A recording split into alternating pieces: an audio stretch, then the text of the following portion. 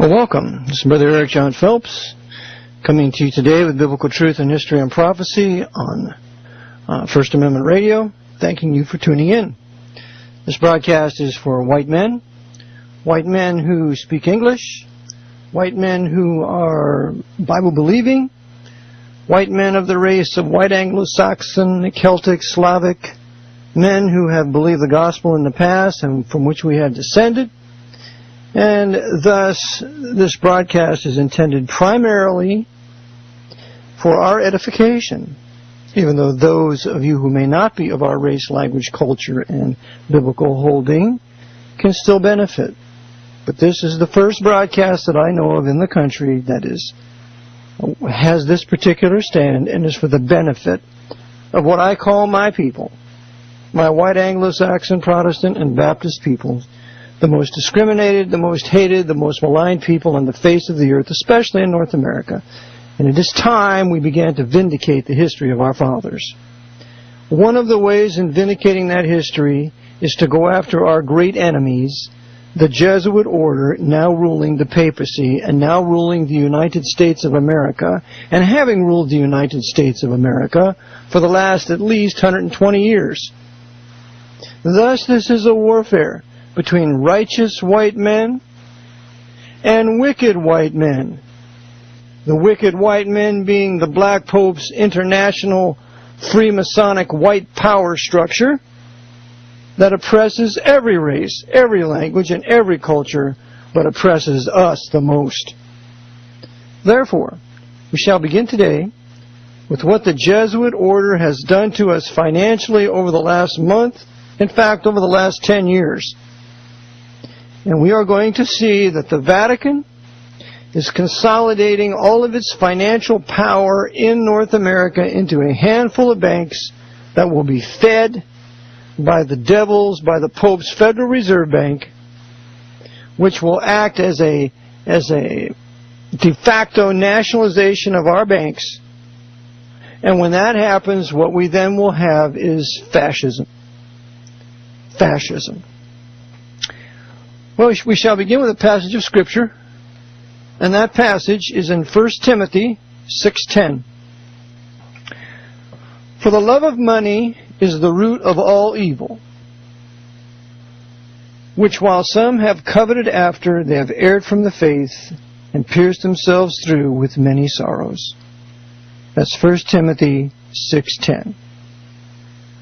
I can remember years ago when I was in English class with that battle axe of a teacher that I had in high school, Miss Best, who was never married and was very harsh and yet firm in her rules of grammar, for which I'm thankful today. She quoted this particular passage of Scripture, and nobody in the class knew where it came from. I had no idea it was from the Bible. I never read the Bible. I was never taught the Bible at home. I was never taught the Bible in school. This is well after the removal of the Scriptures in 1962. And thus, I was raised in a pagan Roman Catholic culture where we were all ignorant of the Bible, and furthermore, we didn't care. Well, in 1 Timothy 6:10, we learn a maxim here that states that it's the love of money that's the root of all evil. It's not money. Money can be used for good or for evil, just like a gun. A gun can be used for good or for evil, just like a TV. A TV can be used for good or for evil. It's just like a bottle of wine. It can be used for good or evil. It depends on how it's used. And if we use it in moderation, and if we use it with wisdom, as we're exhorted by the Scriptures, it will be for the glory of God. There is nothing wrong with money. And we should labor with our hands that we might acquire money so that we can give to those in need in our family, in our community, so that we don't have to be dependent upon a government to give us bogus, worthless currency or extend to us credit. If we had a prosperous middle class, we would have businessmen that were making profits, and I would have a businessman friend, and I could go to him and say, now, my friend, my white brother here, you've been blessed in your business. May I get a loan from you? And he'll say, okay, I can loan that to you, Eric. Here's my interest rate. If you want to do this, we'll sign a note, and it's a done deal. Why should I have to go to a bank to get a loan? If we were permitted, if we were not so hamstrung, there would be many wealthy men. In Lancaster County, where there's many Mennonites and many Amishmen, many farmers, there's 9,000 millionaires. That's the way it ought to be. Every one of us ought to be a millionaire so we can help each other out. And the government would never have to extend any credit to us because we don't need your credit. We have private wealth because we ordered our lives aright. God blessed us. We were able to make money. We were able to save it to give to those in need. Not to hoard it up like some vicious, evil pope hoarding his money in 100 banks across Europe and North America. And then that wicked sinner has the audacity when some poor little Mexican child comes up and says, oh, Holy Father, he has no shoes on. And the Pope says, oh, bless you. When he has many a cathedral with lots of gold in the shape of coins in those cathedrals, the Pope could easily take care of the poor in Mexico. But oh no! He's a vicious hoarder, a King Midas who wouldn't give anything to anybody unless it was in exchange for your soul. And this is what he's done to us, white men, through Wall Street in this last couple of weeks. The Pope is the greatest lover of money on the face of the earth because he is advised by that Jesuit general, Adolfo Nicholas, who's another great hoarder of gold and silver and controller of the currencies of the world, so that they can ultimately control everything we think, do, eat. That's their end game. So now, understanding that the papacy has a tremendous love of money, we shall turn to Wiley's fantastic 3-volume work, one of the greatest Protestant histories ever written, called The History of Protestantism, Volume 2, Chapter 8, under the chapter of the Jesuits. Page 412, quote, the soldiers of Loyola are about to go forth. Before beginning the campaign, we see their chief assembling them and pointing out the field on which their proudness is to be displayed. The nations of Christendom are in revolt.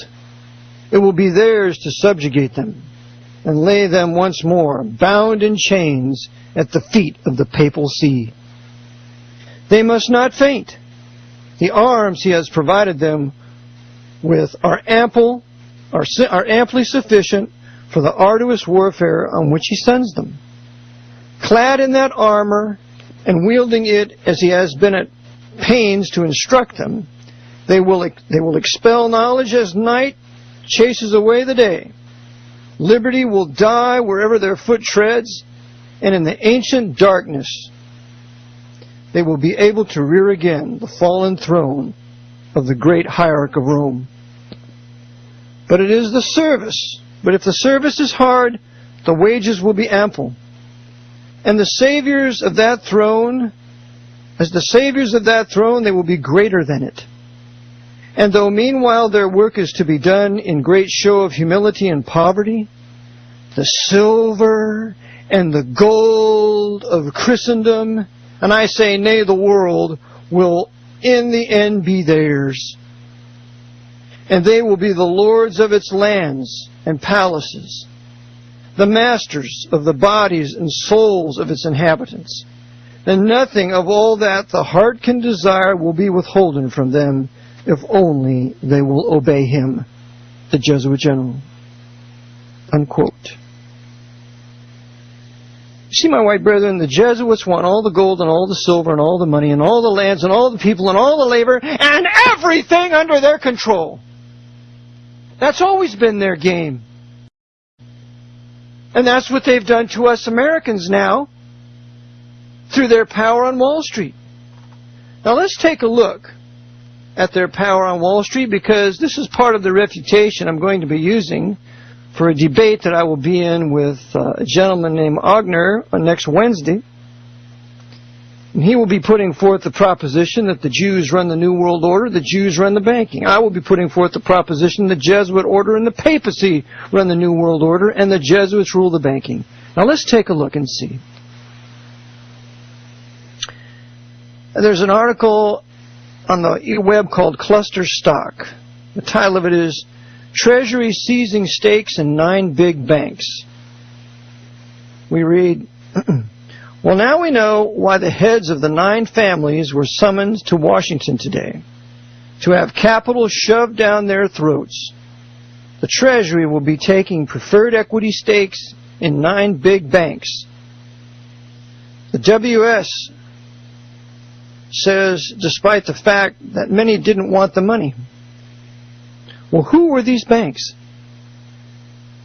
Now remember, it's the Federal Reserve that creates credit out of nothing. It's created $700 billion of credit out of nothing, with no collateral, and it doesn't need to. Isn't that nice? It's kind of like magic. Yeah, the Federal Reserve boys are magicians. They're financial magicians, and all of a sudden, at the stroke of a pen and at the entrance of a figure, they can create credit, and credit then, when it's used, is transmitted into wealth. Now that is priestcraft. Well, which banks are they talking about? Well, the list is as follows. Number 1, Goldman Sachs, $10 billion. Number 2, Morgan Stanley, $10 billion. Number 3, J.P. Morgan, $25 billion. Number 4, Bank of America, $25 billion.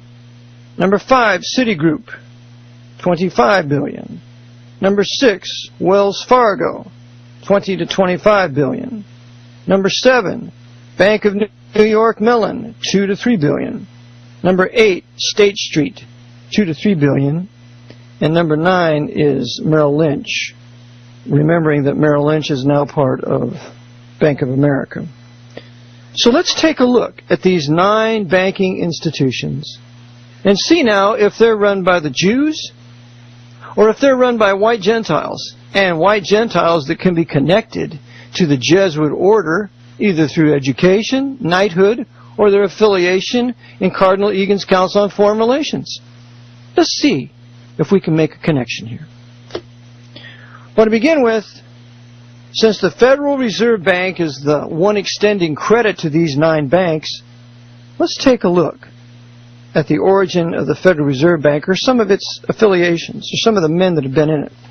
Well, number 1, J. Pierpont Morgan was the super banker for North America from around 1880 to 1913 when he died. J.P. Morgan was a papal knight. J.P. Morgan was an Episcopalian. J.P. Morgan died in a hotel in Rome in a suite that was $500 a day. If J.P. Morgan wasn't busy serving the Pope, what in the name of Christ was he doing in Rome?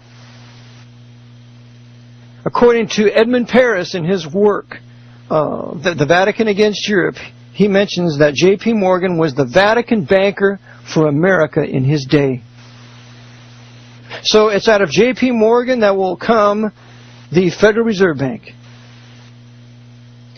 Now let's take a look at a former head of the Federal Reserve Bank. The man's name is Timothy Geithner. Timothy Geithner, that's Geithner, is the 9th president of the Federal Reserve Bank of New York. In that role, he also serves as vice chairman of the Federal Open Market Committee. In 1999, he was promoted to undersecretary of the Treasury, and he worked with Robert Rubin, who was one of the Pope's court Jews, involved in the Treasury also. In 2001, he left the Treasury to join the Council on Foreign Relations as a senior fellow in the International Economics Department. He then worked for the International Monetary Fund as a director of the Policy Development Review Department until moving to the Fed in 2003. In 2006, he became a member of the influential Washington-based financial advisory body, the Group of 30, and the Group of 30 is controlled by the Archbishop of Washington, D.C. just as he controls the Federal Reserve Board of Governors out of Washington, D.C., which includes Ben Bernanke. That little Jew wouldn't do anything without permission from the Archbishop of Washington, D.C. And if he would ever dare cross him, that would be the end of his governorship and probably the end of his life. Remember, it's the Jesuits who are stealing all the gold and all the silver of Christendom, which includes America, according to Wiley.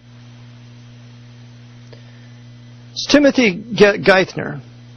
Now, the next individual, we see Paul Volcker. Paul Volcker was the head of the Federal Reserve Board. He was a Jew, is a Jew, CFR member. He got one of his degrees at the University of Notre Dame under the tutelage of Theodore Hesburgh. Theodore Hesburgh is one of the most powerful American priests who has ever lived. He's still alive. He's a professor emeritus. He has in excess of 140 earned and honorary degrees. He's a pilot of the SR-71. He worked in the Rockefeller Foundation. He's a member of the CFR. He's a member of the World Federalist. Theodore Hesburgh is a man of power. And Paul Volcker, this tall Jew, was one of the Pope's court Jews administering the Pope's Federal Reserve Bank. And notice also here that he received a degree from Fairfield University in 1994. Fairfield University out of Connecticut is run by the Jesuits. And he also received a degree from Georgetown University in 2007. Georgetown University is run by the Jesuits. Do you see how these Federal Reserve governors are completely under the thumb and direction of the Jesuits, even though they are racial Jews, some of them? Now, let's go to another one. Herbert M. Allison. Herbert Monroe Allison was chairman, president, and CEO of TIAA-CREF from November 2002 to 2008. After a short retirement period, he accepted the position of CEO of Fannie Mae in September 2008. Previously, he had been with Merrill Lynch from 71 to 99. He served as national finance chairman for U.S. Senator John McCain's 2000 presidential campaign. He is on one of the advisory boards of Yale's School of Management. This guy is a big guy, and he was on the Federal Reserve Bank of New York's International Advisory Committee. The Federal Reserve Bank of New York is where the Jesuits hold all their gold. That's where our gold was transferred from Fort Knox to Federal Reserve Bank basement in New York City over a 17-year period when they stole all of our gold. But here is one we want to see. We want to look at this E. Gerald Corrigan. Now, this is very intriguing. E. Gerald Corrigan, American banker who was the 7th president of the Federal Reserve Bank of New York, vice chairman of the Federal Open Market Committee. Dr. Corrigan has been a partner and managing director in the office of the chairman of Goldman Sachs since 1996. Now, I want to caution you, simply because an organization has a Jewish name, Goldman and Sachs, doesn't mean it's run by Jews. And let's just take a look at the power of Mr. Corrigan here, having been with Goldman Sachs. Dr. Corrigan began his career at the New York Federal Reserve in 1968, where he remained for 25 years, becoming vice president in 1976 and serving as a special assistant to Federal Reserve Board Chairman Paul Volcker in Washington, D.C. Now, what he was is he was Paul Volcker's advisor. He was Paul Volcker's Martin Bormann. He was Paul Volcker's Edward Mandell House. He was Volcker's advisor. And why? Well, let's take a look and look at his education. Dr. Corrigan earned a bachelor's degree in economics from Fairfield University in 1963. Fairfield is a Jesuit, one of 28 Jesuit universities in this country, and it is situated in Connecticut. He received a master's degree in 1965 and a PhD in 1971, both in economics from Fordham University. So this Mr. Corrigan here is a absolute and total Jesuit temporal coadjutor, trained by Jesuits, this Irish Roman Catholic, the 7th president of the Federal Reserve Bank of New York, and while Volcker was the head of it, the 6th president, he was advising him. The Federal Reserve Bank is run by the Jesuits, and the Federal Reserve Bank is modeled after the papacy. I quote to you from a book titled Secrets of the Temple, How the Federal Reserve Runs the Country by William Greider, Greider. Simon Schuster.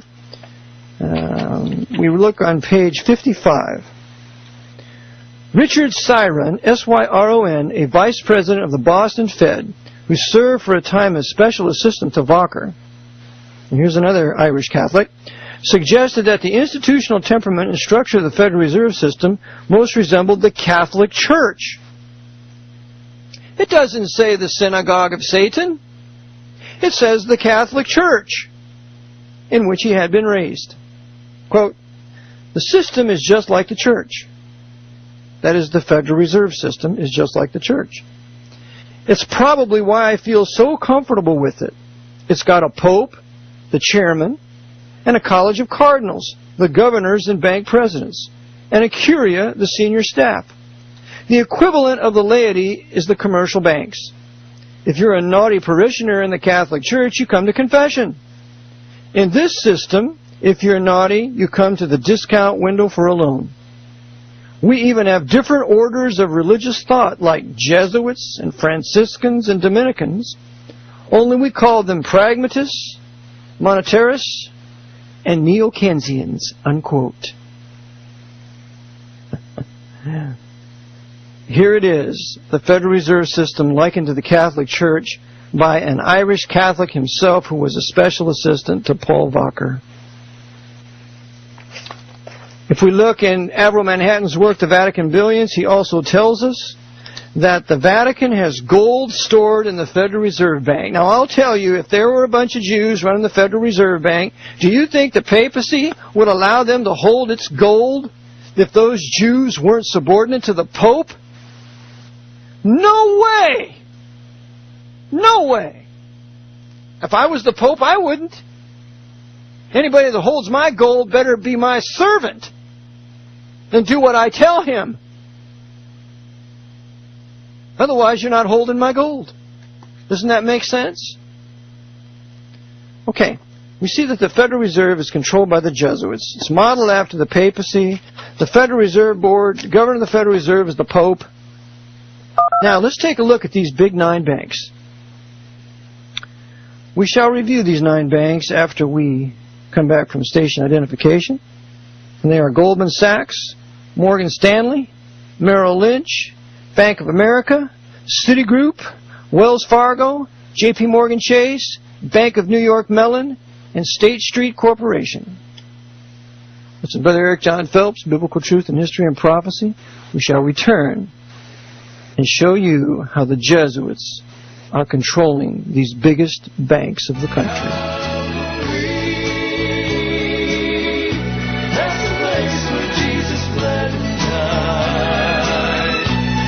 Amen.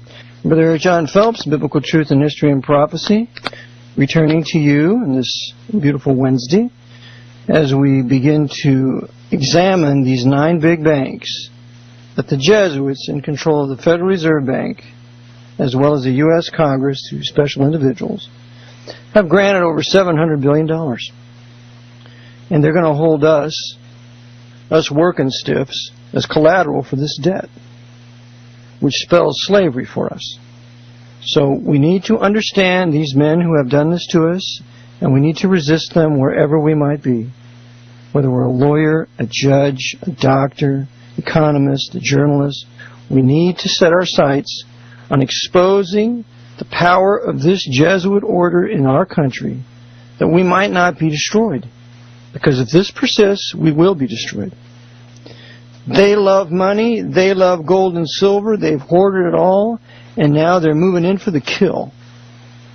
But you know, the Lord always raises up a standard when the enemy comes in like a flood. And you know, my white brethren, that's you. That's you. You have the honor to be in the place of the standard that the Lord raises up against these evil, wicked, sinful, spiritual bastards who hate the Bible, who hate the Reformation, who hate the middle class, and who hate progress. If you don't believe the Jesuits hate progress, you just read Pope Pius IX's Syllabus of Errors, where he condemns completely and totally modern progress. How can you have modern progress if you have a banking system that's wrecked? All right, the first bank we're looking at is Goldman Sachs. Now, the chairman and CEO of Goldman Sachs at this moment is Lloyd Blankfein, obviously a racial Jew. Gary Cohen, president and chief operating officer, who is a racial Jew. And John Winkelried, which appears to be, by that last name, a racial Jew. He's president and chief operating officer. So we have token Jews manning Goldman Sachs. But we have some very powerful papal knights that have been with Goldman Sachs. And I will read to you this man's name. His name is Jeffrey T. Biasi. Jeffrey T. Biasi. He's a Knight of Malta, a Roman Catholic.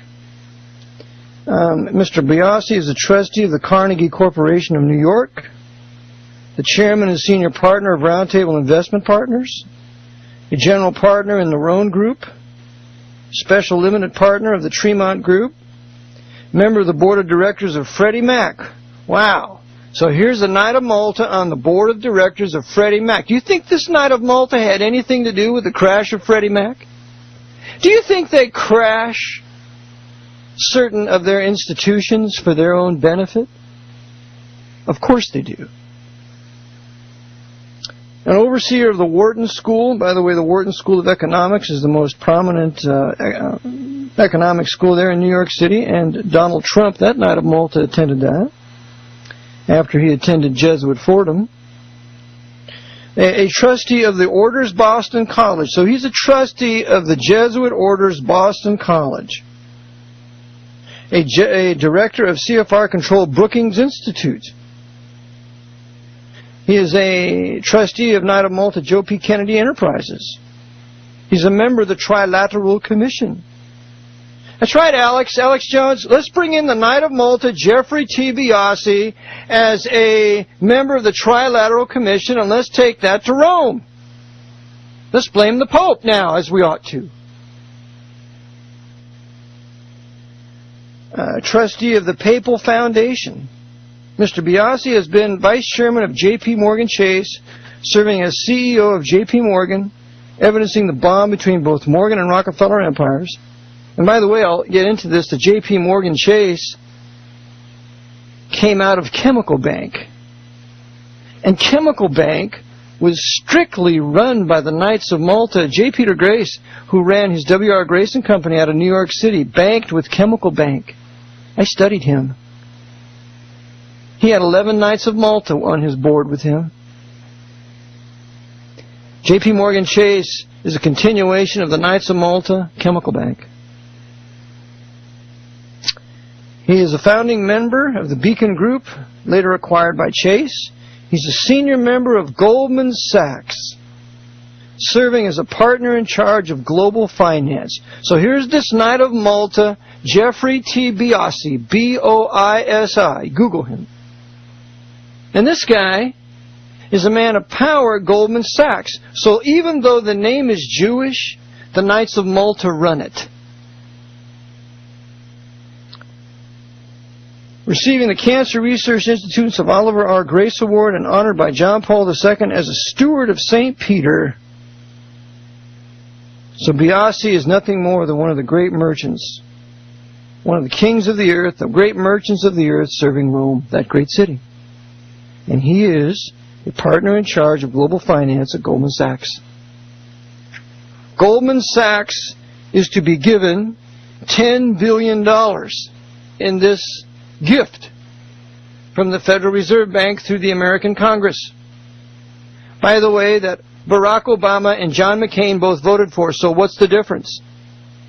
You white men that go to vote in these federal elections, and if you vote for Obama or you vote for McCain, you're giving a mandate for those sinners to tell you what to do, and they both serve the Pope! When are we going to wake up and advocate secession? That no matter which horse is running, the House owns them both and the House wins on them both. It's worse than a casino. It's Goldman Sachs. On September 21st, 2008, the Federal Reserve approved the transition from an investment bank to a bank holding company, as it did Morgan Stanley, ending investment banking on Wall Street. There is no more investment banking on Wall Street. They're all holding companies now. They're safer, quote unquote, for the Pope. Well, Goldman Sachs is the first one, controlled by Rome through the Knights of Malta. The second one, Morgan Stanley. We just mentioned Morgan Stanley. Again, on September 21st, the Federal Reserve allowed Morgan Stanley to change status from an investment bank to a bank holding company. And those were the last two banks, Morgan Stanley and Goldman Sachs, as investment banks. There are no more investment banks in the country. On October 14th, which was what, a day or so ago, yesterday? Yeah. Mitsubishi of Japan bought 21% of Morgan Stanley. The Jesuits in control of Morgan Stanley having been born out of J.P. Morgan's bank, bonesmen are in it. They are now beginning to divest into communist China. Isn't that nice? We Americans that made Morgan Stanley all this money, we made it the bank that it became. Now it's giving our wealth to our enemies that have every intention of invading us in the future. The huge Chinese army that's being built is being built by American firms like Morgan Stanley. How do you like that, my white brother? As the Vatican is going to cut our throats using Chinese murderers when they arrive on our shores. Just remember, when they get here, you paid for it. Just remember, when they get here, you kept filing your 1040s when you didn't owe it because you were not in the public sector. If you're like me, you were working with your hands, bloodying up your hands every day, trying to hatch out a living, doing a job for somebody, and they paid you after you were finished. You weren't working for the federal government. The Internal Revenue Code doesn't apply to you. Go to losthorizons.com. Get Cracking the Code by Hendrickson. Learn his work. And you're paying for your destruction, my white brethren, if you keep paying and you allow this to happen on Wall Street, that Mitsubishi, these Japanese, who hate Americans, who still blame us for Hiroshima and Nagasaki when they were ground bursts, assembled by the Jesuits on the ground in Japan and then detonated with the aid of the Japanese High Command so we could be blamed for it, while Curtis LeMay's B-29s flew overhead and dropped the magnesium flash bombs laced with uranium and plutonium, while the Jesuits were on the ground flipping the switch and were shielded underneath the devices, and then when they emerged unscathed, why, they attributed their survival to a miracle of the Virgin Mary. And the Japanese people can't wait to invade us and get even for Hiroshima and Nagasaki because they offered terms of surrender that were fair, and the Jesuits in control of the U.S. government said no way, because they had to create their airborne nuclear war hopes. Well, Mitsubishi is getting our wealth. And the capital, and in 2007 there was a capital infusion from China of $5 billion, so that by 2010 China would own 10% of Morgan Stanley shares. So the Japanese will control 21%, the Chinese will control 10%. I would say that they have controlling interests nearly in Morgan Stanley. And who were the traders at Morgan Stanley who did this? Well, one of them is John T. Mack. John T. Mack, this Irishman, this white Gentile, actually is a Greek Orthodox. He's chairman and CEO. So, Morgan Stanley is run by a white Gentile, not a Jew. And a white Gentile that is beholden and subservient to the Pope of Rome. John T. Mack was protected. He was shielded from questioning. When the SEC investigators interviewed Mack on August 1st, 2006. So he's protected. Mack is untouchable. He won't be tried for treason. He's untouchable. He's an insider trader. And that insider trading, that evil dishonesty was carried over in selling off our assets to China and Japan. Are you getting mad yet? Are you white men getting angry yet at what's being done to you and your families and your wives and your children? Look at your little boys. Look at your little girls. And ask yourself, do they have a future here? And if the answer is no, we have to do something about it. Or just go down and buy some manacles at the hardware store and put the chains on our children's ankles and tell them to get used to it.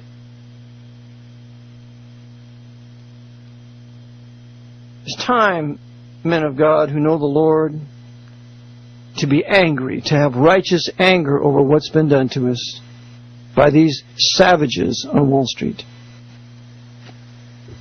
Number 4, Bank of America. Bank of America.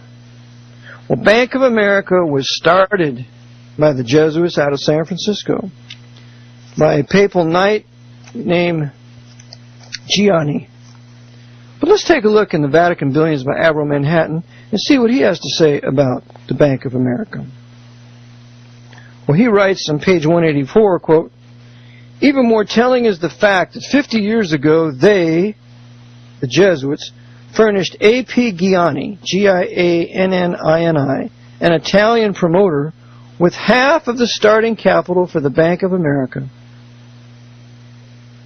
Today, the Jesuits still own 51% of the stock," unquote. Now, this was in San Francisco. I was raised near San Francisco. And this was on North Beach. Well, North Beach is where they have all the strippers. And when I was unsaved and in high school, my buddies and I used to go over to North Beach and try to sneak in and watch the strippers. Well, it's all run by the Vatican. That's where the Bank of America originated, on North Beach. And Chiniquy says in his book, 50 Years in the Church of Rome, that the Jesuits were in control of San Francisco since no later than 1850. And since Wells Fargo, which we will be examining a little later, that originates in San Francisco, the Jesuits run Wells Fargo too. And with the merger of Wells Fargo and Wachovia, now it's another super bank, and we're going to see that then the Bank of America and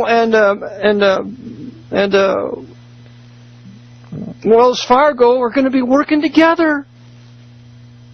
Oh, what a deadly web we weave when we practice to deceive. What a banking system we are creating from which no one will be able to escape.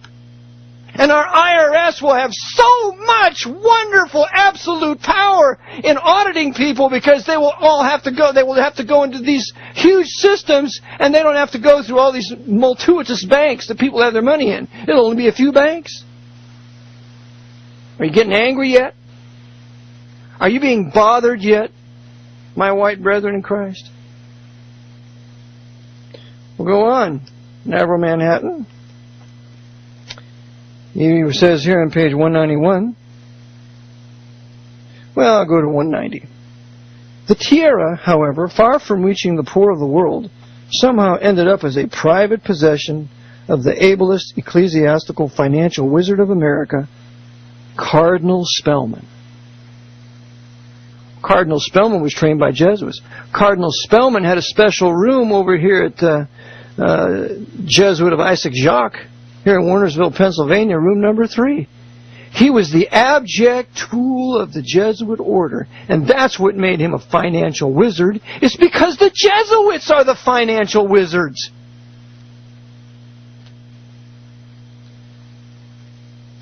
On page 191 we read, the two extremes appear to be the Jesuits and their opposites, the Palatines.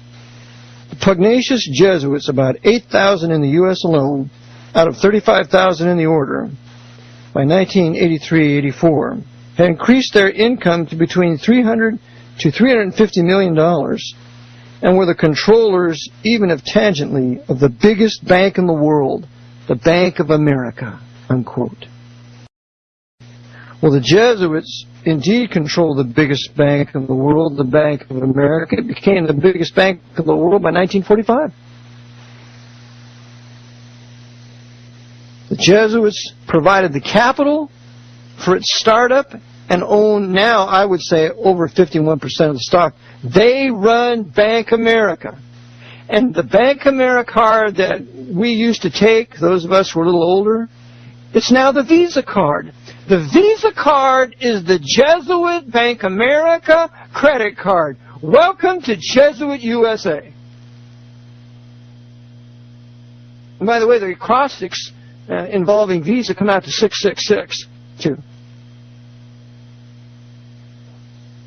Well, continuing on, who's the head of the Bank of America? Why, he is a white Gentile named Kenneth D. Lewis. Kenneth D. Lewis. And Bank of America also has many, many branches. You can check it out. But another I have working in it is a guy by the name of Jon Thane. Jon Thane used to be with Wachovia. Now he's a big kingpin in the Bank of America. Bank of America acquired Fleet Boston in 1999, I believe. In 2004, Fleet Boston was acquired by Bank of America. It acquired Nations Bank, and Bank of America merged into the new Bank of America in 1998. Do you see how the Jesuits are controlling all the mergers? They're consolidating all their financial power into the hands of a few banks that they control. And Jon Thane, he is now the current president of Global Banking, Securities, and Wealth Management of Bank of America. He was also the last chairman and chief executive officer of Merrill Lynch, remembering that Bank of America purchased Merrill Lynch. And what's Jon Thane's salary? Well, you'll like this. $83 million for Federal Reserve notes. Previously, Mr. Thane held management positions at the New York Stock Exchange, CEO. This papal knight, this Roman Catholic, was the CEO of the New York Stock Exchange. And Goldman Sachs, president, chief operating officer, chief financial officer. He amassed 300 million Federal Reserve notes in Goldman stock. It was widely believed that Mr. Thane was also a front runner to head Citigroup. Merrill Lynch and Citigroup sought new leaders. He is also a member of the Federal Reserve Bank of New York's International Accounts Advisory Committee. Don't tell me the Jews run the Federal Reserve Bank when this papal knight, Jon Thane, is on its advisory board.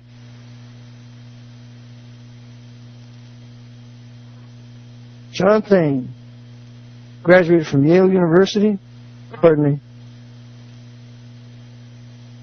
He grew up in Antioch, Illinois, earned a bachelor's degree in electrical engineering from MIT, MBA from Harvard Business School. Jon Thane is a slave of the Pope. And he's also a member of the board of the National Urban League, which is the Pope's design to give preferential treatment to the blacks in the country. And I have a picture in my book of the head of the Urban League standing with Cardinal Spellman and Jesuit John Lafarge. You see, the Jesuits just use the blacks. They don't want to have it better. They're just using them to wreck the white race. And so this guy is a member of that same Urban League. Jon Thane. Kenneth D. Lewis. Kenneth D. Lewis, another papal knight, head of Bank of America. These are Jesuit men of power. And the founder of Bank of America is A.P. Gianni. an Italian Roman Catholic, who you need to check out. Amato Gianni. And remember also the Bank of America purchased Countrywide Mortgage, Countrywide Financial. And Countrywide Financial, I maintain, was deliberately crashed so that it could be purchased for pennies on the dollar by Bank of America. Why do you think Countrywide Mortgage extended loans, mortgages to blacks and Mexican Roman Catholics who couldn't pay the mortgage?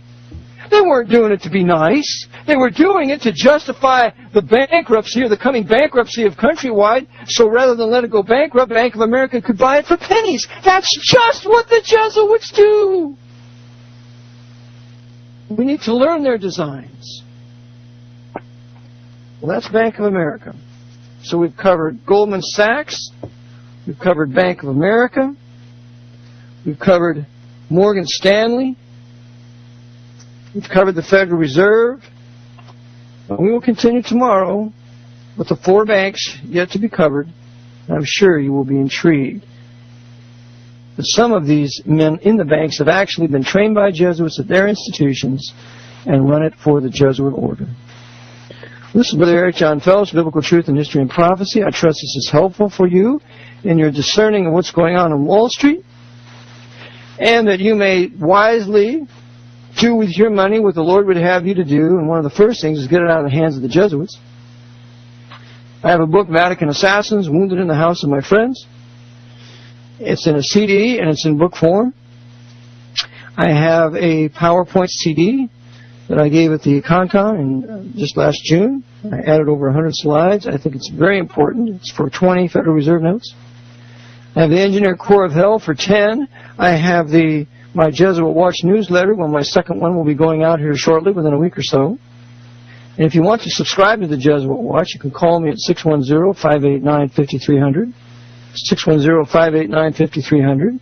Subscribe to the Watch for this year. You'll get 3 issues, plus the PowerPoint, plus the Engineer Corps of Hell, for a very low 40 Federal Reserve notes. And I'm probably going to raise the price of the newsletter next year, because shipping's a lot. So, please contact me. Purchase these things for your edification. And I also do some counseling. My price is $50, 50 Federal Reserve notes per half an hour. You may call me at 610-589-5300, and I would be happy to give you the history of the Jesuits and so on. Now I request, and if you also, you may go to biblio.com and order my book. Just go to Biblio. You can order it with PayPal, or go to AV1611reformation.com and order it there. And you may also support First Amendment Radio. Now, I've not been able to talk about Brother Nicholas too often, but I want to tell you that Brother Nicholas is one of the most generous men I've ever met. He never, ever tells me what to preach or teach. He questions some things sometimes. But he's kind enough to have this broadcast because I could never pay for it. So please, before you get anything from me, send a donation to First Amendment Radio. Brother Nicholas, and thank you for the broadcast. This is Brother Eric Jon Phelps, Biblical Truth and History and Prophecy. We shall return tomorrow, Lord willing, and finish up Jesuit banking. Amen. Well, welcome, Brother Eric Jon Phelps, coming to you today, this beautiful Thursday, this really Indian summer day here in Pennsylvania, on October 16th, 2008.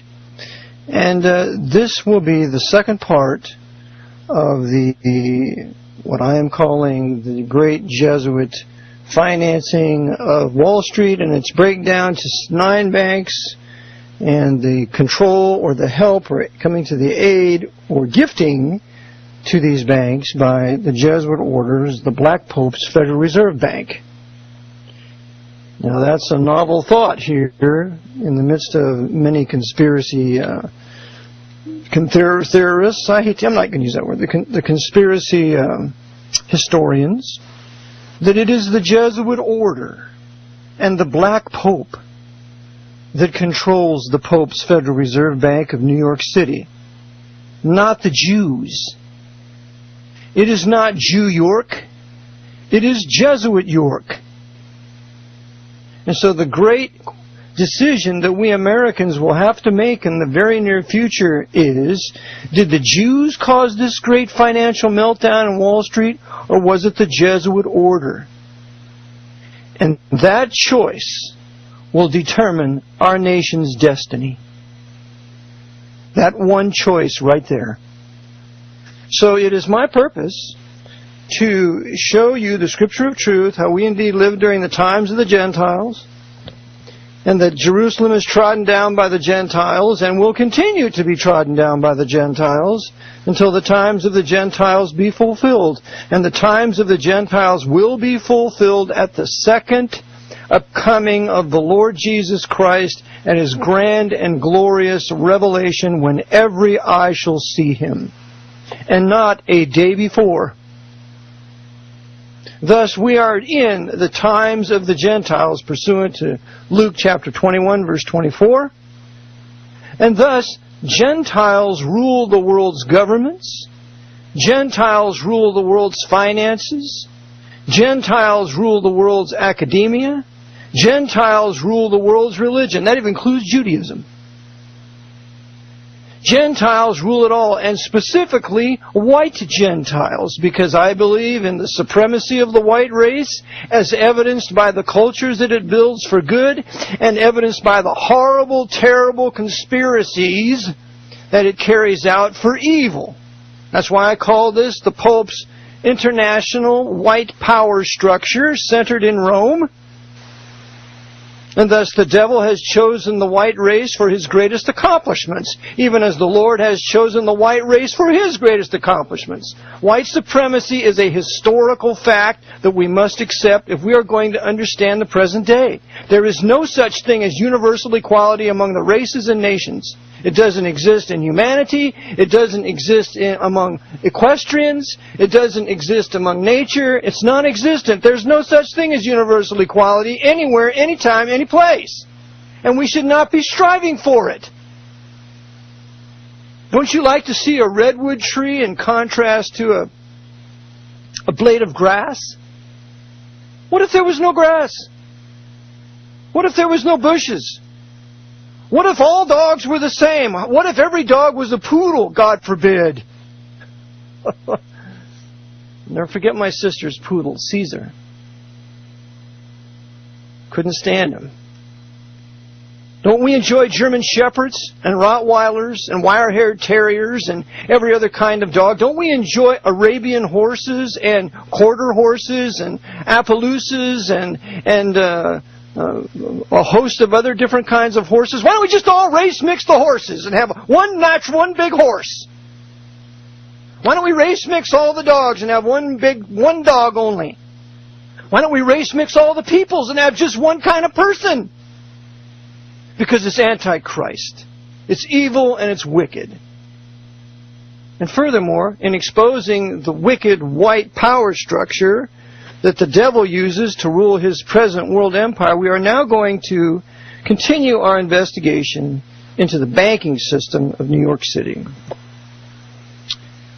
Again, reiterating the article of yesterday on cluster stock of October 14th around 9:10 a.m., we were informed that the Federal Reserve Bank, in extending its, $700 billion line of credit to the Congress, the Congress is going to be bailing out Goldman Sachs to the tune of $10 billion, Morgan Stanley to the tune of $10 billion, J.P. Morgan to the tune of $25 billion, Bank of America to the tune of $25 billion, Citigroup to the tune of $25 billion, Wells Fargo and Company to the tune of $25 billion, Bank of New York Mellon to the tune of $2 to $3 billion, and State Street to the tune of $2 and $3 billion. Well, we covered yesterday, we covered Goldman Sachs and we covered Morgan Stanley. And today we're going to cover a little bit more on the Federal Reserve Bank to show that it is controlled by the Pope's papes. And we are also going to show that all these banks, these 9 banks, including Merrill Lynch, which is not listed here, purchased by Bank of America, every one of them except one is run by white Gentiles. Every one of them. There is only one at present that's run by a Jew, but he's subject to the Pope. We will also see that the only house allowed to fail, Lehman Brothers, was run by a Jew. A white Gentile was not running Lehman Brothers at the time it dropped and fell.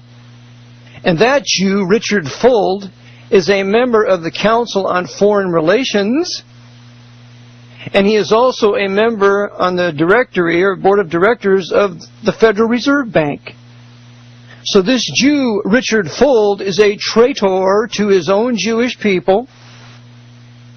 He agrees to get rid of Lehman Brothers, obviously, because if he was really a rebel and refused to go along with it, he'd be screaming to high heaven. Come on my program, Mr. Fuld, and tell me the story. You're welcome to come on anytime you wish. Let's go after the Jesuits together. It's time you stuck up for your own Jewish people in New York City because they're being set up for annihilation. They're being set up to be blamed for this entire Wall Street fiasco. Why don't you come on my program and tell us the truth, if you dare? Okay, we covered those two banks yesterday. Now I want to go back into the Federal Reserve again, because I think there are many of you who believe that the Jews run the Federal Reserve, and we've heard this for years, and Phelps got to be out of his mind to think that the Federal Reserve is run by the Pope. Well, let's go back. Yesterday I read to you The Secrets of the Temple, how the Federal Reserve is patterned exactly after the Catholic Church. Please listen to the previous broadcast. Now we will go a little bit more into Avro Manhattan. Well, we're going to go now to a site on Wikipedia, and they have some things that are truthful here, so I'll just take the high points. You can't lie about certain obvious truths. And so we shall begin here at the Federal Reserve Bank of New York. Now, there are 12 Federal Reserve Banks. That's why it's a Federal Reserve banking system. The Board of Governors meets in Washington, D.C. It is not one of the 12 Federal Reserve Banks. That's where the centralization of power is in Washington, D.C., of course, because that's where the Jesuits ruled the capital from Georgetown University and Catholic University of America. That's where the Papal Nuncio resides, in Washington, D.C. Georgetown University is just 4 miles away from the capital. Georgetown rules the capital. Georgetown rules the Federal Reserve Bank, the Board of Governors. And Fordham University, in conjunction with two other universities, Jesuit universities, run the New York Federal Reserve Bank of New York. And the Federal Reserve Bank of New York, the one of the 12, it's the greatest of the 12, because it's there that the Jesuits have their gold hoard. Remembering, as we covered yesterday in 1 Timothy 6:10, the love for the root of all evil. For the love of money is the root of all evil. It's not money, it's the love of it. When you love money, you'll do anything for it. Then you're an unsaved, wicked sinner doomed for hell. And that's what these wicked, unsaved Jesuit sinners doomed for hell are doing. They'll do anything for money, and they'll steal everything they can get their hands on. And they've done it to our wealth here in America. So it's time we woke up, white men, for whom the broadcast is for, and realized the Jesuit order, those wicked white Gentiles, have taken our wealth from us. Well, now, Federal Reserve Bank of New York is the most important of the 12 Federal Reserve Banks of the United States. It is located at 33 Liberty Street, New York, New York, with a secondary office in Buffalo, New York. Does that ring a bell with any of you? I remember when I was passing through Lower New York, and I stopped by a Catholic church to visit it, because one of the things I do is I go in every Catholic church I can see, and I check out all the symbolisms. I check out its design. I see if the Jesuits are involved. You know, I check out the Vatican Empire. The churches are not churches. They're ambassador suites, for lack of a better term. So as I check out the empire, I check out their various hotels. Well, I talked to one priest in there, and we got to talking about the Jesuits, and he said the Jesuits are very powerful in Buffalo. So I went and checked it out. And lo and behold, I found that there is a college in Buffalo by the name of Canisius College, named after a famous German Jesuit. So now in the Federal Reserve Bank of New York City, it's not only under the aegis of Fordham University in the Bronx, but it is also near and in the same region of the Jesuit Canisius College, of which Hillary Clinton has spoken at many times. Continuing. It is responsible for the 2nd District of the Federal Reserve System, which encompasses New York State, the 12 northern counties of New Jersey, Fairfield County in Connecticut. Why would they add Fairfield County in Connecticut? Isn't that a little bit out of the way? Well, it just so happens there's a Jesuit university in Connecticut, in Fairfield County, called Fairfield University. Is this beginning to make sense to you now? A little bit? So, the district, the 2nd District of the Federal Reserve System, of which the Federal Reserve Bank of New York is the head, in that district there are 3 Jesuit universities. And those Jesuits, you can know, are educating the young who are going through their universities to ultimately man the Federal Reserve Bank, and we will see them in a few minutes. Remember, the Jesuit universities are the military fortresses from which they conquer a country in which they're situated. Continuing on. The New York Fed was opened for business on November 16, 1914, under the leadership of Benjamin Strong, Jr., who was previously president of the Bankers Trust Company. He led the bank until his death in 1928. The bank grew rapidly during the early years, necessitating the need for a new home. 33 Liberty Street. And by the way, we'll get back to Benjamin Strong in a minute. A public competition for design of the building, and they said the bank was moved to its current location in 1928. 1 year before the stock market crash, 1 year after the creation of the American language, the American tongue of the Sovereign Military Order of Malta. So Archbishop Patrick Cardinal Hayes of New York City creates the Knights of Malta here in America in 1927. 1928, the Federal Reserve Banks moved to the heart of New York City on Liberty Street. 1929 comes the crash, thanks to Roman Catholic Knight of Malta Joe Kennedy, one of the 3 Irish short sellers. You see how the Vatican so cleverly and cunningly sets its trap and then springs it, and nobody knows who sprung it? Continuing, the Federal Reserve Bank of New York maintains a vault that lies 86 feet below sea level, resting on Manhattan bedrock. By 1927, the vault contained 10% of the world's official gold reserves. By 1927, 10%? Currently, it is reputed the largest gold repository in the world, though this cannot be confirmed as Swiss banks do not report their gold stocks, and holds approximately 5,000 metric tons of gold bullion. That's $160 billion as of March 2008, more than Fort Knox. Well, all the gold has been taken out of Fort Knox over a 17-year period, and it has been transferred into the basement of the Federal Reserve Bank. And officially, the Federal Reserve Bank of New York City has in excess of 600,000 gold bars. I have a picture of them in my book, Vatican Assassins. I also have a picture of the Federal Reserve Bank of New York in Vatican Assassins. Pictures tell 1,000 words. The gold hoard of North America is in the Federal Reserve Bank of New York City, and it, for the most part, is our gold! FDR gave title to the nation's gold in 1933 with a declaration of bankruptcy. That dirty Freemason, apostate Protestant sinner. And it wasn't long after World War II, when the Jesuits started moving it out of Fort Knox right into their Federal Reserve Bank in New York City. And Dr. Peter Beater exposed this in around the 1970s, how Fort Knox had been robbed, how there was only junk gold in it, and it was all covered up. You need to get some of Dr. Peter Beater's audio letters concerning Fort Knox. And Dr. Peter Beater was a Roman Catholic who blew the whistle.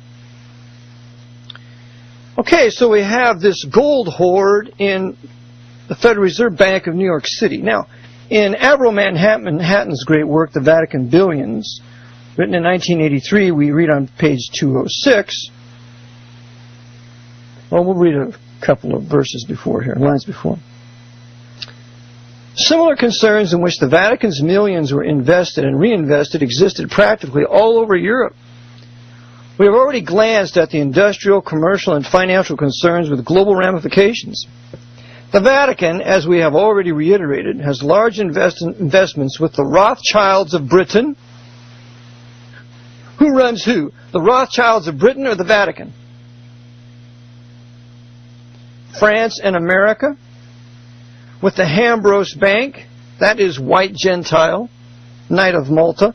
With Credit Suisse, that is White Gentile in London and Zurich. In the United States, it has large investments with the Morgan Bank.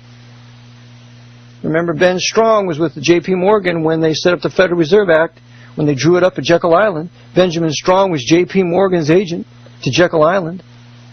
And according to Edmund Paris, J.P. Morgan was the Vatican's banker for North America. So no wonder the Vatican has investments with Morgan Bank, the Chase Manhattan Bank, they now being J.P. Morgan Chase in conjunction with Chemical Bank, the First National Bank of New York, the Bankers Trust Company, and others. The Vatican, as we have already seen, has billions of shares in the most powerful international corporations such as Gulf Oil, Shell. Guess who controls the oil industry, folks? It's the Pope. He also controls Saudi Arabia. He controls OPEC. He controls Venezuela. He shut down our oil reserves in North America. You listen to Lindsey Williams. He will tell you that the men of power in this country deliberately shut down our oil reserves. Why? Because those men of power are kissing the slippered toe of the Pope. Continuing. Shell, General Motors, Bethlehem Steel, General Electric. General Electric provides most of the top electrical and magnetic technology for the building of anti-gravity craft in this country. All housed underground in the deep underground military bases. Without General Electric, there are no flying saucers. International Business Machines, that's IBM. Oh, now we have Thomas J. Watson, IBM and the Holocaust by Edwin Black. The Vatican controlling IBM. TWA, Trans World Airlines. That's why we understand the conflict between Howard Hughes and TWA. And ultimately Howard Hughes being taken over by the Vatican with their most faithful tool and Knight of Malta, who's still alive, Robert A. Mayhew. That's right, we name names on this broadcast because we're all about ready to... Continuing, at a conservative estimate, these amounts to more than $500 million in the U.S. alone. Continuing, the Vatican's treasure of solid gold has been estimated by the United Nations World Magazine to amount to several $billion. A large bulk of this is stored in gold ingots with the U.S. Federal Reserve Bank, while banks in England and Switzerland hold the rest. My. Now, do you think the Pope would store his millions, billions in gold in banks that he didn't control? Do you think that he would allow accursed Jews that the Vatican has murdered for the last 1,500 years, that were his enemies? Do you think he would allow them to hold his gold? Why, it's absurd. It's the Pope's Federal Reserve Bank, and the Jews involved with it are just his court Jews, just his Hofjuden. Now, let's take a look at the past presidents of the Federal Reserve Bank. of New York City, where all the gold is. The first one was Benjamin Strong, Jr. He's a white Gentile. He was J.P. Morgan's man at Jekyll Island in the drawing up of the Federal Reserve Act. Then we have George L. Harrison. You might say, what about Warburg? Warburg, the token Jew, was at Jekyll Island too. That's right. But he was not a man of power. Just like in the Mafia. Meyer Lansky was the mere treasurer for Lucky Luciano. Lucky Luciano tells us in his book, in the last will and testament of Lucky Luciano, Lansky didn't have a vote because he wasn't Sicilian. The devil always uses brilliant Jews to support his white Gentiles in any endeavor. But these Jews don't rule. Why? Because it's the times of Gentiles. They are the tail of all nations, Deuteronomy 28. And this works out perfectly in an objective analysis of history. Benjamin Strong. Number 2, George I. Harrison, 1928 to 1940. Another white Gentile. Alan Sproul, 1941 to 1956. Another white Gentile. Alfred Hayes, 1956 to 1975. Another white Gentile. Paul Wacker, 1975 to 1979. Oh, he's a Jew? Oh, sure he is. But he's a member of the Pope's CFR. And I believe he has an honorary degree from Jesuit Georgetown University. Paul Wacker kisses the feet of the Jesuits at Georgetown University, and thus it's the Jesuits of Georgetown University through Paul Wacker that are advising Barack Obama. Because Barack Obama said one of his advisors is Paul Wacker. The Jesuits are secretly backing Barack Obama, and they are openly backing John McCain, which we shall comment on at another broadcast tomorrow specifically. Anthony M. Solomon, 1980 to 1985. Here's another Jew, but he's a member of the CFR. Brother Eric shall be back. I just heard the introduction here, and shall return after station identification.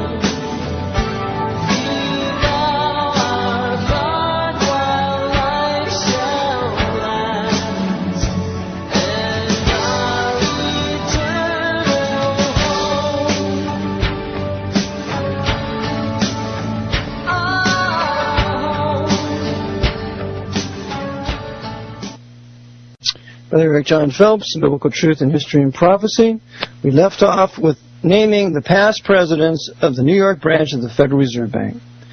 Benjamin Strong Jr., George I. Harrison, Alan Sproul, Alfred Hayes, the two token Jews, Paul Wacker, Anthony M. Solomon, and now we get to 3 most significant white Gentiles. Gerald E. Corrigan. I touched on the fact yesterday that Gerald E. Corrigan was Jesuit trained. He was Jesuit trained and at Fairfield University in Connecticut, which is part of the 2nd District of the Federal Reserve, of which the New York Federal Reserve Bank oversees. He also got his Ph.D. in economics in 1971 from Fordham, from the Jesuits at Fordham. Just like G. Gordon Liddy went to Fordham University. That wonderful man. That killer of Officer Tippit in Dallas. Okay, so now this Jesuit temporal coadjutor, E. Gerald Corrigan, was the 7th president of the New York Federal Reserve Bank, protecting the Pope's gold for him, and I would imagine that he is also a Knight of Malta. Now, here's another guy after him, William J. McDonough. He's the 8th president. What about him? I have him in my book. Well, he got his master's degree from Georgetown University from the Jesuits, and he got his bachelor's degree from the Jesuits at their Holy Cross in Worcester, Massachusetts. Jesuit trained to the hilt. He is also a Knight of Malta. He is also on the board of directors for the Bank of International Settlements, that World Bank, essentially. And he is also a director on the Council on Foreign Relations, through which the Pope rules the country. And he is also a member of the Group of 30, which is probably the world's top 30 bankers. William J. McDonough, this Irish Roman Catholic Knight of Malta, Jesuit-trained, Jesuit coadjutor, was the 8th head of the New York Federal Reserve Bank, guarding the Pope's gold. Now, I want to go back a little bit and talk about a man that very few of us have read anything about. During the days of Benjamin Strong, when he was the first Federal Reserve chairman, the first Federal Reserve president of the New York branch, there was a very powerful Irish Roman Catholic, Irish American, we have to hyphenate these words, I'm sorry. We got African American, every other kind of American, we're going to call them Irish American too, so everybody knows they're white. And this guy's name is Thomas Fortune Ryan, and you can read about him in a book called Real Lace, America's Irish Rich by Stephen Birmingham. And in this tremendous book, on page 152, we read of Thomas Fortune Ryan.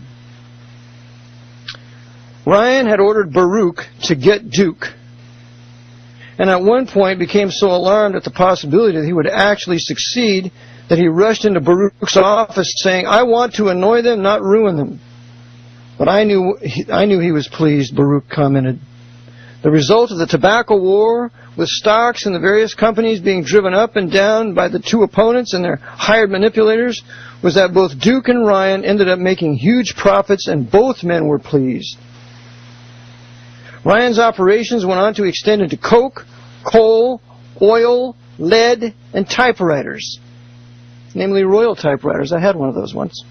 His activities spread from New York City to Ohio, Virginia, West Virginia, and Illinois, and into the Belgian Congo, where he was asked to reorganize the diamond mines by none other than King Leopold of Belgium himself. And remembering that King Leopold II of Belgium organized the mutual annihilation of 10 million Belgian Congolese blacks. Hey, you black folks, you might be listening. That shows you how much the papacy loves you. They love to kill you.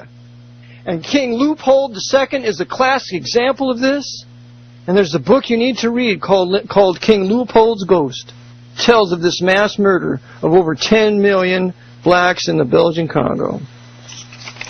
It goes on here on page 152. Ryan had ordered Baruch to get Duke, and at one point became so alarmed at the possibility that he would actually succeed that he... Okay, I already read that, pardon me. Page 153. Thomas Fortune Ryan, at the age of 54, was worth $50 million. A few years later, he was worth $100 million. When he died, by the way, in 1928, he had $200 million, silver dollars, gold dollars, before they were ever confiscated, that he willed to his family. Thomas Fortune Ryan was one of the 10 wealthiest men in this country, and we never hear about him. Thomas Fortune Ryan was the master of Bernard Baruch. And it was Bernard Baruch that advised Woodrow Wilson to sign the Federal Reserve Act on December 23rd, 1913, at the behest of his massa, Thomas Fortune Ryan. Again, Bernard Baruch advised Woodrow Wilson, the traitor, to sign into law 2 days before Christmas the Federal Reserve Act at the behest and order of Thomas Fortune Ryan. That Jew, Bernard Baruch, that Hofjuden for the Pope, was doing exactly what his Irish Catholic master told him to do.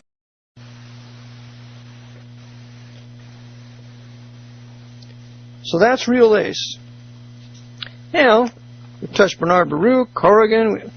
Now that's the portion I have today on the Federal Reserve Bank.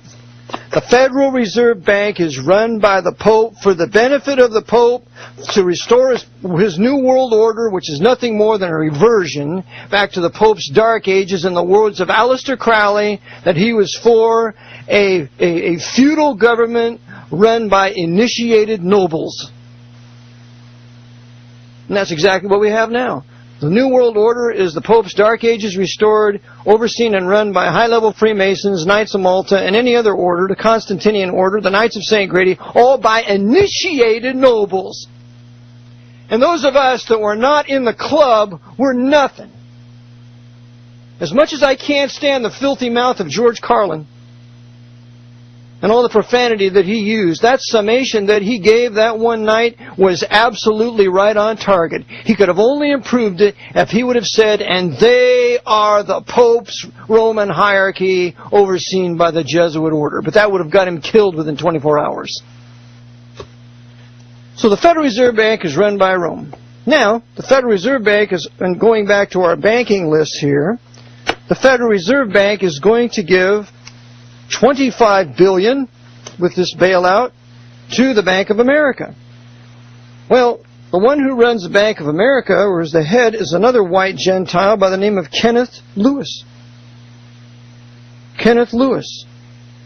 The Bank of America was started by the Jesuits, and as I touched on yesterday, 51% of the stock back in 1983 was owned by the Jesuit order. And the buyout of Countrywide Financial was orchestrated through two Roman Catholics, because the head of Countrywide at the time was Angelo Mazzilio. And Angelo Mazzilio is a Roman Catholic Italian American. That's what they call themselves, Italian Americans. They can't be called Americans now, you know. You got to be, if you're Roman Catholic, you got to hyphenate your race. I can't call myself a Swedish American or an English American or a Welsh American. You have to call yourself an Irish American, right? That means you're Catholic. I watched the Philadelphia parade on Columbus Day, and you got all those Italian Catholics, Italian Americans waving their Italian flag. If you love Italy so much, go back to Italy. If you love Puerto Rico so much, go back to Puerto Rico. If you love Mexico so much, go back to Mexico. Don't wave that stinking flag in my face. Has nothing to do with me. Has nothing to do with America. And it's an abomination. And it ought to be illegal. Continuing on now. We have collusion between that Jesuit-trained Chris Dodd and as a friend of Angelo when he got a sweetheart deal, and McCain's even been talking about that. But you see, McCain and Chris Dodd are good brother Jesuit coadjutors. So Angelo Mazzilio and Kenneth D. Lewis worked together, I believe in collusion, to bring about that sweetheart deal when they bought up Countrywide mortgages. So now the Jesuits own and control all those mortgages through their Bank of America. Don't you like it now? Isn't that just wonderful that they control all this real estate? Well, on top of that, they also purchased Merrill Lynch. Merrill Lynch was known as the Catholic house on Wall Street up until 1970. Isn't it interesting that the Bank of America would bail out Merrill Lynch, but they wouldn't bail out Lehman Brothers? Because you see, Lehman Brothers was run by a Jew, even though he was serving the Pope, but there were many Jewish holdings within Lehman Brothers. And so there are many financially broken Jews now as a result of the crash of Lehman Brothers. And that's just what the Jesuits wanted. Lehman Brothers was the Jewish house. Merrill Lynch was the Catholic house. They saved the Catholic house and allowed the Jewish house to go down. What is this? It's the Council of Trent on Wall Street. Continuing. They also, John A. Thain now is, they purchased not only Merrill Lynch, they purchased Nations Bank in 1998, Fleet Boston in 2004, MBNA in 2005, LaSalle Bank in 2007. The Jesuits, through their Bank of America, have been buying up everything. And the two big houses allowed to fail, Lehman Brothers, run by a Jew, Richard Fuld, and the other one, a bank, Washington Mutual, run by another Jew, Allen H. Fishman. And so now the Jesuits, they can begin to blame certain Jews for this whole collapse.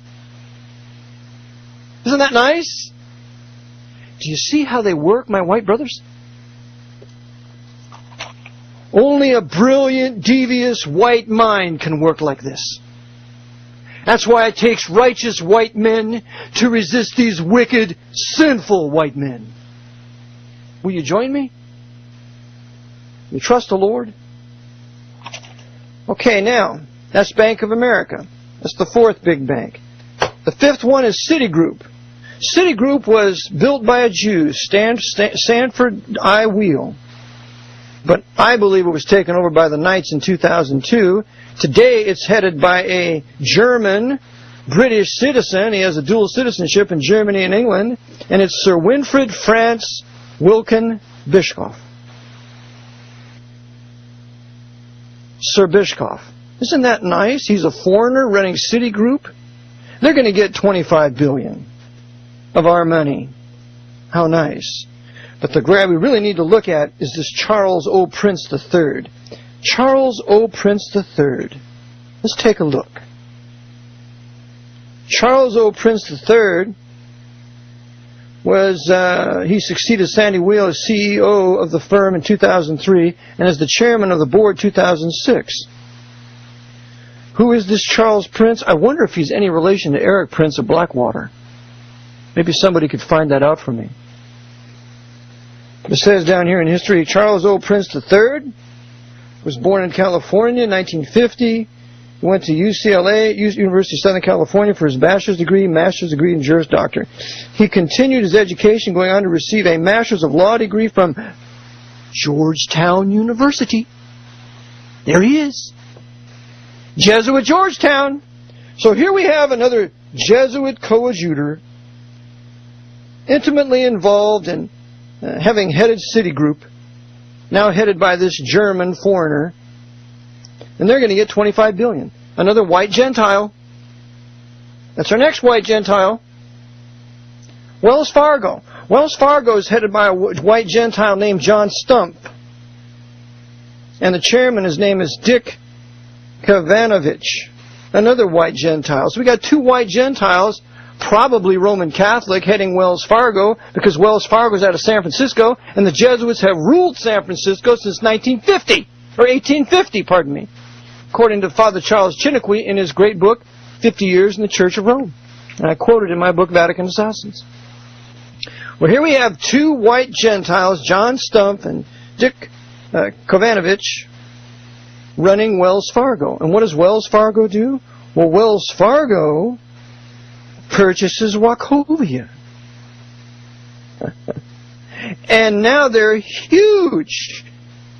That means every Wachovia bank in Pennsylvania is all run by Wells Fargo. And now Wells Fargo has a sweetheart deal with Bank of America to work together in financial transactions. And by the way, Wells Fargo is getting $25 billion too. Just give all your money to the Pope. If you don't want to resist the Pope, then fall down and serve him and give everything you own to him, because if you don't, they're going to take it anyway.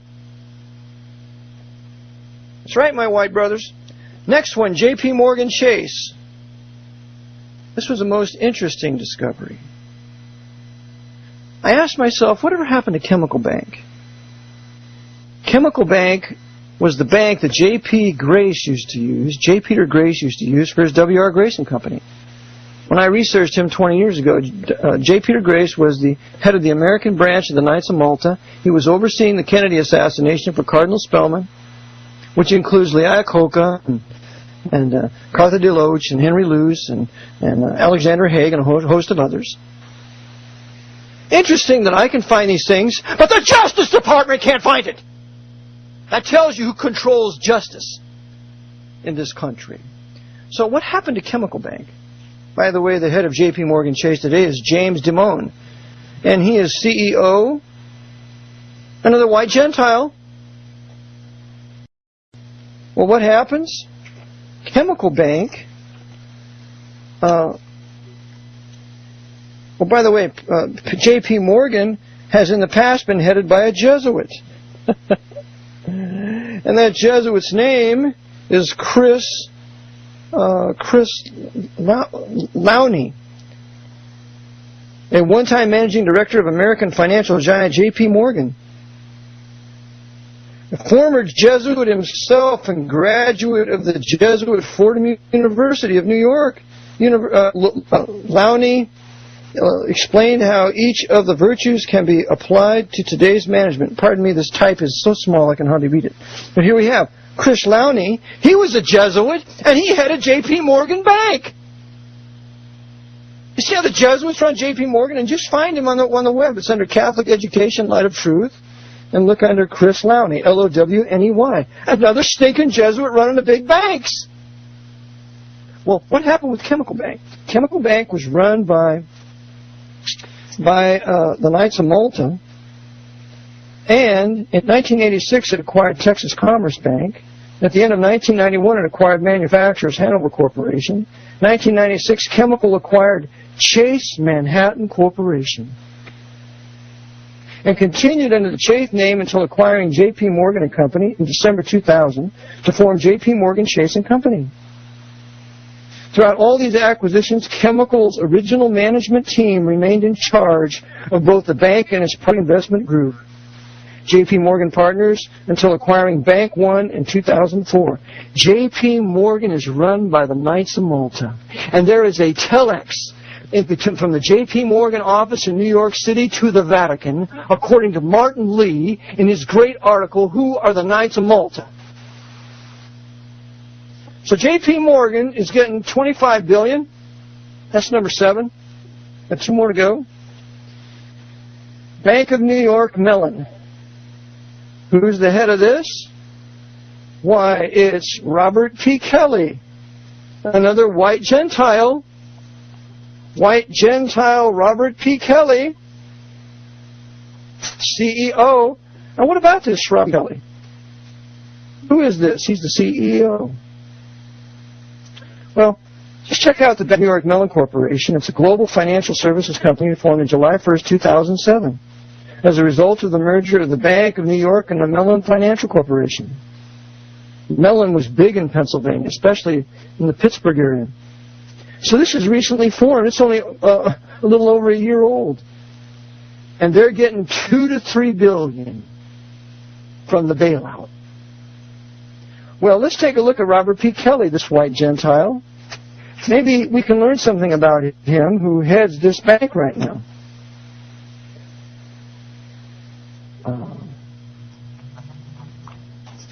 Robert Kelly, Bob P. Kelly, born in 1954, CEO of the Bank of New York Mellon.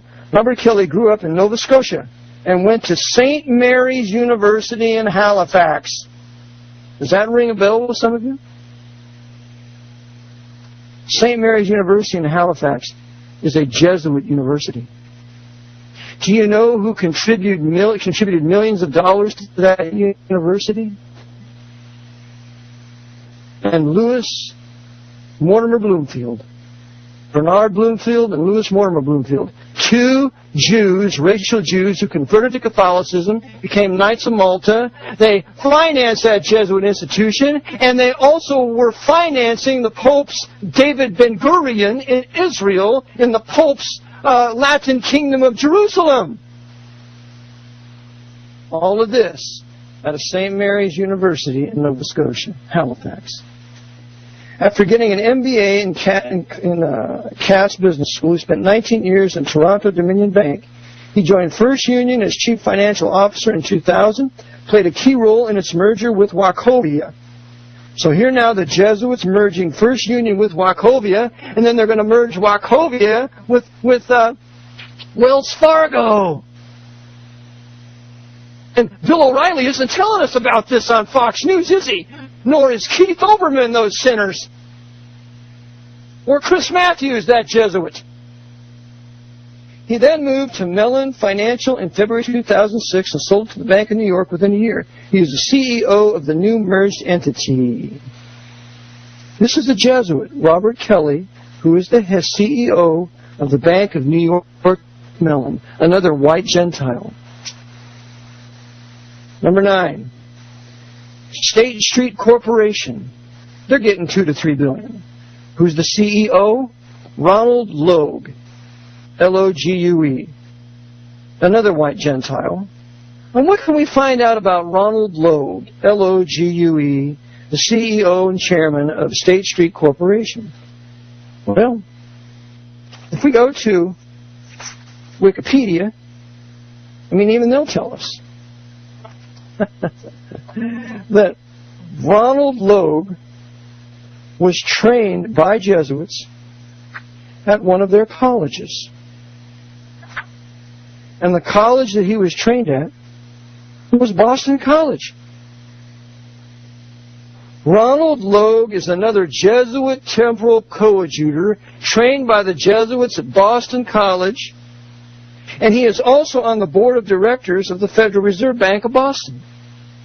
In fact, there is a Federal Reserve Bank of Boston, Federal Reserve Bank of New York City, Federal Reserve Bank of St. Louis, Federal Reserve Bank of San Francisco, every one of them Jesuit cities with Jesuit universities. Federal Reserve Bank of Chicago, Federal Reserve Bank of New Orleans, all with Jesuit universities in those cities. Every one of them. And they're getting $2 to $3 billion. So, these 9 banks that are getting money as a result of this bailout, every one of them has been run by white Gentiles except one, and he is a Pope's Jew, a member of the CFR. So let's dispel this nonsense that the Jews run the banking system in Wall Street. Wall Street is the Pope's. It belongs to his Knights of Malta, high-level Freemasons, overseen by the Archbishop of New York, that same sinner who brought down the World Trade Center on 9/11. That same sinner who has orchestrated this financial crash so that they can nationalize our banks, and the government controlled by the Pope can control every one of our assets, real and personal. This is Brother Eric Jon Phelps, Biblical Truth and History and Prophecy. Thanking you for tuning in today. I trust this was informative. I have a book, Vatican Assassins, Wounded in the House of My Friends. It's in book form or CD. You may order that if you go to biblio.com and use PayPal. I have a PowerPoint that is very good and I think important for your library. That's 20 Federal Reserve notes. I have the Engineer Corps of Hell for 10. I have the Jesuit Watch for $40 a year, and if you purchase the Jesuit Watch for this year, I will add these works. Please support First Amendment Radio, as it is kind enough and gracious enough to have me on. We don't know how long we'll be able to do this. I trust you get copies of these broadcasts. Keep them in your libraries. Check the information and facts that I give you. And know this. The Lord is on His throne, and all is well. Continue to serve Him and do His will, according to the AV 1611. We shall meet tomorrow. Lord bless.